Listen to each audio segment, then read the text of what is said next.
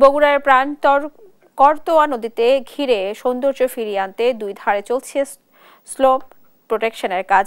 এতে নদীর প্রাকৃতিক রূপ যেমন ফিরতে শুরু করেছে, তেমনি পরিবেশ রক্ষায় সাধারণ মানুষের আগ্রহ বাড়ছে। এ নিয়ে আরো জানাতে যুক্ত হচ্ছেন সহকর্মী সঞ্জু রায়। সঞ্জু, স্লোপ প্রোটেকশন কাজের অগ্রগতি কতদূর, বিস্তারিত জানাবেন।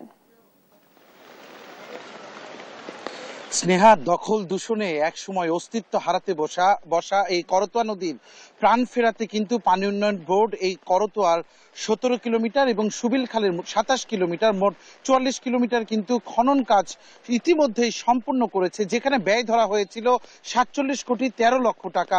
কিন্তু সেই বরাদ্দ থেকেই কিছু উদ্বৃত্ত অর্থ দিয়ে ইতিমধ্যেই করতোয়ার কিন্তু আরো 11 কিলোমিটার নওদাপাড়া থেকে তেলিহারা পর্যন্ত নতুন করে খনন করা হয়েছে। এবং আপনি যে আমার পিছনে দেখতে পাচ্ছেন ক্যামেরার চোখে, এই এলাকাটি একটি সময় কিন্তু দখল দূষণে একরকম চেনাই যেত না যে এখানে একটি নদী ছিল, অথচ এখানে আজকে এই 730 মিটার স্লোপ প্রোটেকশন নির্মাণ করার কারণে এই অঞ্চলটি এখন সৌন্দর্য বর্ধন হয়েছে, পাশাপাশি কিন্তু এই নদীটিও ফিরে পেয়েছে তার প্রাণ।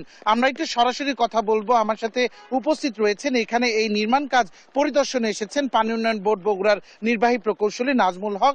সরাসরি একটু জানবো তার কাছে এই কাজের অগ্রগতি কতদূর, কবে নাগাদ শেষ হবে, করতোয়া নদী বাঁচাতে আর কোনো প্রকল্প আছে কিনা।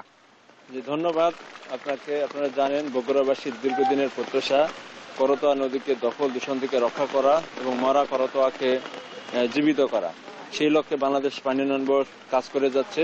ইতিমধ্যে আপনি নিশ্চয় বলেছেন যে করতোয়া নদীর শহর অংশে 28 কিলোমিটার খনন সম্পন্ন হয়েছে, সুবিল খাল 27 কিলোমিটার সম্পন্ন হয়েছে। সেই সাথে আপনি বগুড়া জেলা ডিসি অফিস, জেলা কারাগার, ডিসি বাংলো, মহিলা কলেজ এই রক্ষার্থে সেখানে 730 মিটার স্লোপ প্রোটেকশন সহ ওয়াকওয়ে নির্মাণ কাজ এগিয়ে চলছে। বর্তমানে অগ্রগতি 93%।